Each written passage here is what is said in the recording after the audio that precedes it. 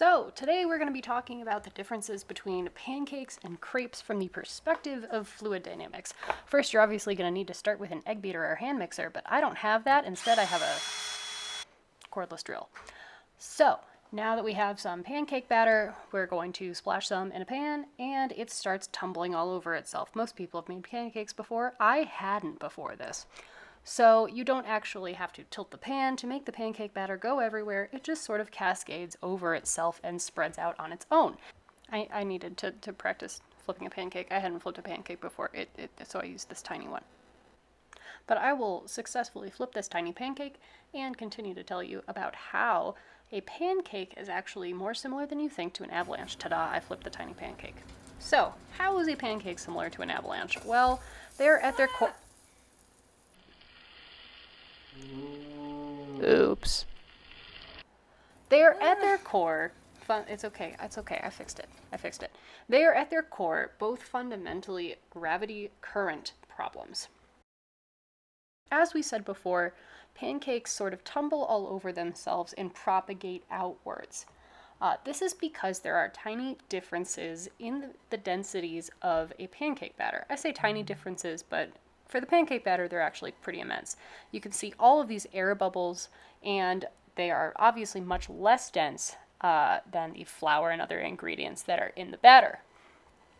So, as these bubbles sort of go away, we can still see these sort of arms propagating off of the sides of the pancake, and also I popped the bubbles with a blowtorch.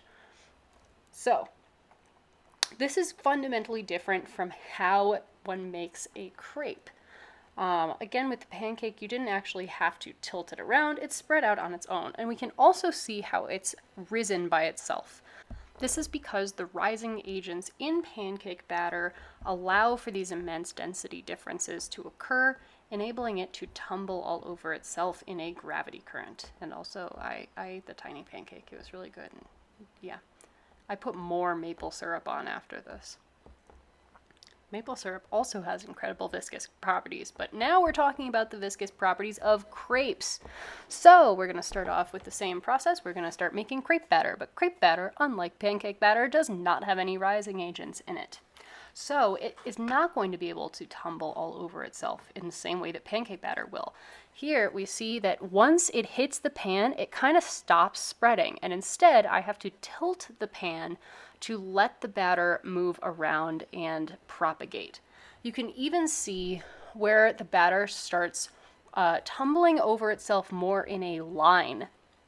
And that is because the batter that hits the pan first reacts to the heat of the pan and actually becomes more viscous and therefore stops propagating outwards.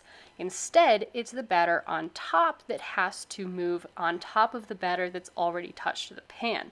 This is because there aren't any density differences in it. There aren't rising agents in crepe batter. I spent too long trying to figure out how to flip the crepe and tried unsuccessfully to use my fingers twice. It did hurt. Don't do it. Oh, that's how. Okay.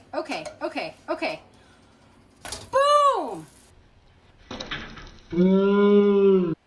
So just because the crepe batter is considered less viscous doesn't mean it can actually propagate outward on its own. Interestingly, even though the pancake batter is more viscous, it's actually easier to propagate the pancake batter outwards, unlike the crepe batter, which as we see here has to be coaxed outwards by tilting the pan. You can even see the division lines where it's rolling on top of itself to reach the edge of the pan. Did I just make a tortilla on accident? And in the end, we get this amazing, delicious dinner. It's dinner even though it's peanut butter and chocolate, and then I ate that. So here is where it gets interesting. Gravity currents are the same process that dominates avalanches. And you can see in this slow motion avalanche how just like in the pancake batter, we see these arms propagating by tumbling over themselves due to density differences.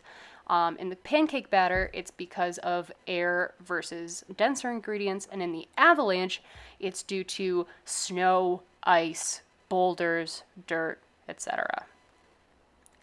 Thank you so much for watching, and let me know if you have any questions.